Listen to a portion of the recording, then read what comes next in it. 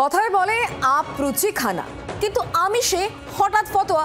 ছট পুজোর দুদিন মাছ মাংসের দোকান বন্ধের হুমকি, অন্ডালে বিতর্কে বিজেপি। ধর্মের নামে পাতে কেন খবরদারি? পাল্টা পথে নেমে প্রশ্ন সিপিএম তৃণমূলের।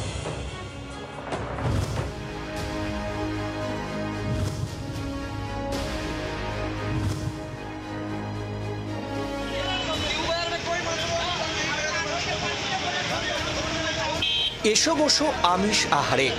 বাংলায় 12 মাসে 13 পার্বণ, আর রসে বসে বাঙালির পাতে আমিষ তো মাস্ট। কিন্তু অন্ডালে কি হলো? পশ্চিম বর্ধমানের অন্ডাল উত্তর বাজারে হঠাৎ মাছ মাংসের দোকান বন্ধের ফতোয়া। রবিবার ছট পুজোর সময় দুদিন আমিষ দোকান বন্ধের হুমকি দেওয়ার অভিযোগ কয়েকজন বিজেপি নেতাকর্মীর বিরুদ্ধে। ব্যাস, আর যায় কোথায়? বিতর্ক তুঙ্গে।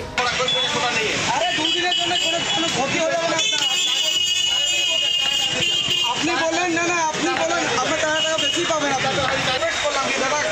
আপনি বলেন কি আমার অর্ডারের মাল শেষ হয়ে যাবে, আমি আপনি না এখন কি বলেন আমি খোলা রাখবো। কিন্তু হঠাৎ কেন এই গায়ে মানে না আপনি ফতোয়া? পুজো করে যারা ভূতি তারা উপোস থাকে এবং খুব নিষ্ঠাবান দিয়ে এই পুজোটা করা হয়। ফল মার্কেটের জন্য বলেছিলাম যে সবাই ফল বাজার করছে, সব ফল মার্কেট ওই জলে পা দিয়ে কেন যাবে, তার জন্য বলেছিলাম যে রাস্তার উপরে যে সমস্ত দোকানদার আছে সেগুলোকে বন্ধ রাখার জন্য। আর মাছের ইয়েটা আমরা চেয়েছি যে রাস্তার ধারে যেগুলো হচ্ছে সেগুলোকে আমরা বন্ধ করা।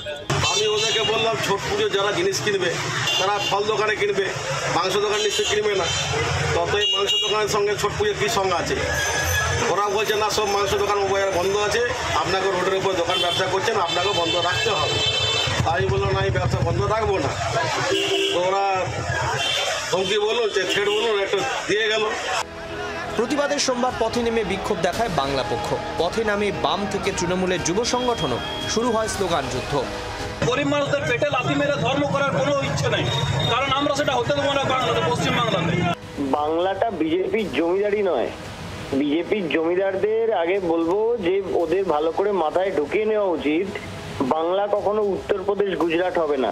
কে কি খাবে, কে কোন দোকান থেকে কি কিনবে, কোন দোকান খোলা থাকবে, কোন দোকান বন্ধ থাকবে, এটা বিজেপি ঠিক করে দিতে পারে না।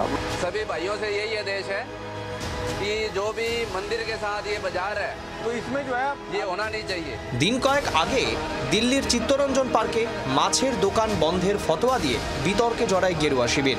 এবার আমিষ বিতর্কে জড়িয়ে গেল হিন্দিভাষী অধ্যুষিত অন্ডালও। চিত্তরঞ্জন মণ্ডলের রিপোর্ট, জি 24 ঘন্টা। বাংলার আওয়াজ, বাঙালির আবেগ, জি 24 ঘন্টা।